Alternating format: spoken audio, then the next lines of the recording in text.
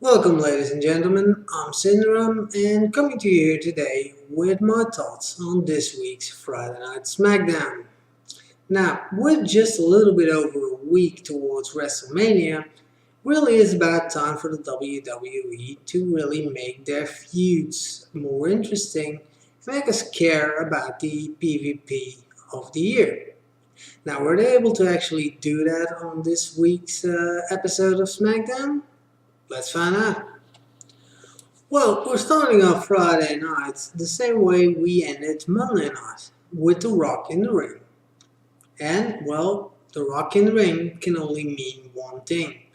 It's promo time. And, lo and behold, The Rock does not disappoint. And cuts a nice and humorous promo. However, as fun as this promo actually was, really important part of this segment actually was the inclusion of John Laurinaitis. Now, he appeared halfway during The Rock's promo, interrupting The Rock's story time, and then went on to suggest an alliance between The Rock and himself to take down Cena. Now, personally, sounds like a good idea. The Rock, however, had different ideas, and, well, he laid the smackdown on poor Big Johnny. Now, overall, very good segment, and definitely one that really makes you think. I mean, what's Big Johnny's role going to be at the WrestleMania match, if any? I mean, could it be that there is perhaps some kind of alliance going on between John Laurinaitis and John Cena? Would be kind of interesting and might actually lead to a John Cena heel turn.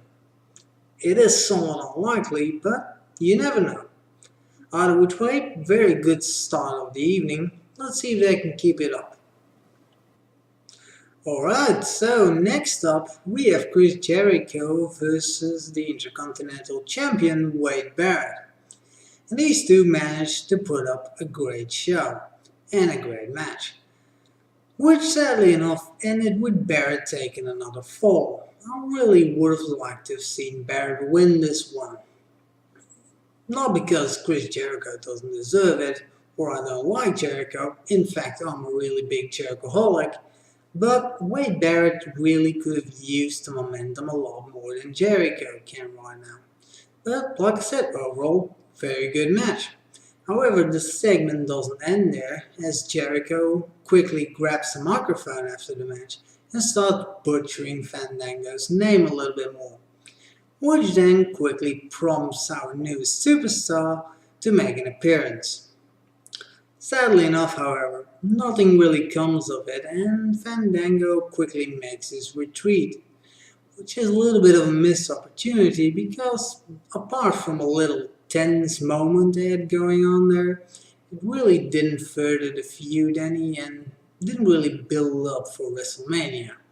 But hey, the segment gave us a very good match and an interesting promo, so I definitely can't complain about that. Alright, next, what do we got here? We got Ryback versus Mark Henry in a bench press contest. Now, as I've mentioned in my video from Monday Night Raw, from the Q&A panel section, I don't really like these kind of promos. But in the WWE's defense, they really managed to get the job done with this promo. Both these superstars came out of this with a lot more momentum than they went in it. I mean, Ryback looked very strong during this promo, and Mark Henry looked very, very aggressive and very, very dangerous. So both of these guys really got something out of it, and it managed to make the WrestleMania match a little bit more interesting. So yeah, nothing but good stuff came out of this promo, which is kind of surprising, considering I really don't like these kind of promos. So yeah, this SmackDown so far, really looking very impressive. But then again, we're only halfway through, so still plenty of time to screw up. Alright, now we're getting to the really good stuff. What we get right here is Daniel Bryan and Caitlyn versus Dolph Ziggler and AJ Lee in a mixed tag team match. Now, not a big fan of mixed tag team matches, but hey, you put Dolph Ziggler and Daniel Bryan in the same ring, and you're bound to have a fantastic match.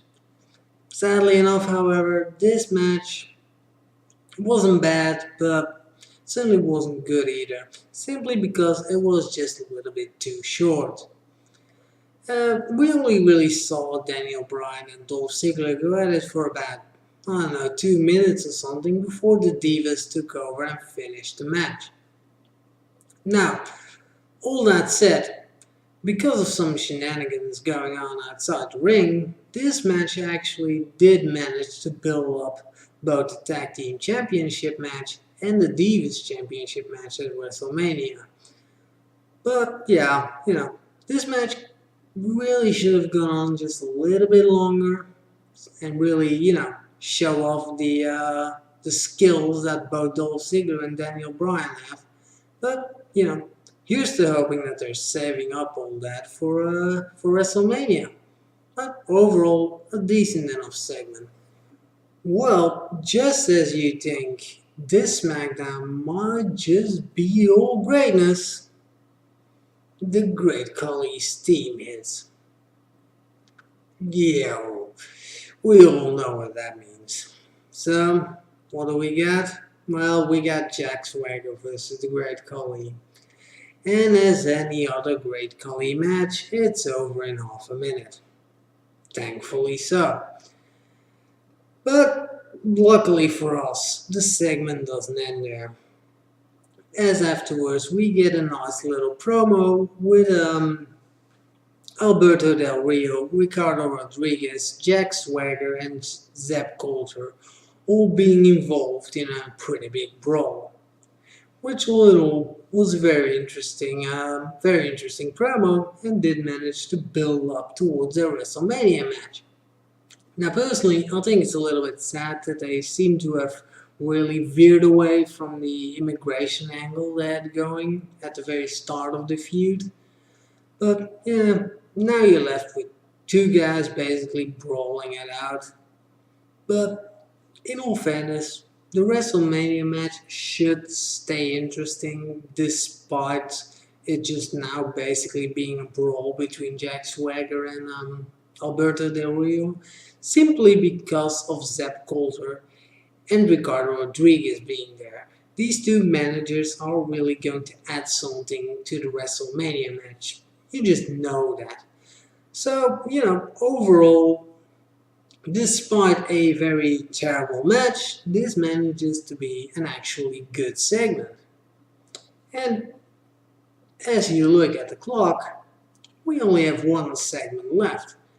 Could they really actually manage to pull off an overall just great SmackDown? They may very well. So, last up, we have the team of Sheamus, Orton, and the Big Show taking on the Rhodes Scholars and the United States Champion Antonio Cesaro in a 6-man tag team match. Now, let's face it, the outcome of this match is never really in any kind of doubt. The Big Boy League team is definitely going to take this one. But despite the predictable outcome, this match was actually pretty good. We saw a decent amount of offense from pretty much all of the contenders, so overall can't really complain about that one. At the end of the match, we also get a good, very strong promo of the team of Sheamus, Orton, and Big Show chasing the Shield out of the arena and standing victorious in the crowd. Overall, again, a very, very strong segment, very good segment, with a good match and a good promo. So, yeah, looks like they actually managed to pull it off and have an actual overall good show. Didn't think they had it in.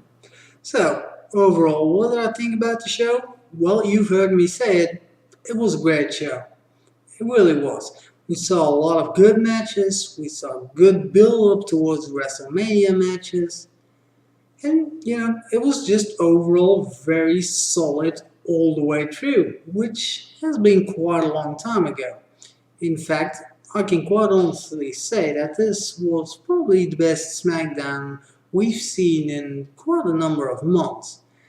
The only thing I can really complain about was the Great Khali match, but yeah, there's always gonna be one tiny little thing wrong. But yeah, overall, very solid. And personally, I really hope that they can keep this up and give us a very good Raw and SmackDown next week. So we can get really, really pumped up for WrestleMania come Sunday. Personally, I really can't wait. But until then, ladies and gentlemen, thank you very much for watching, and I will see you next time.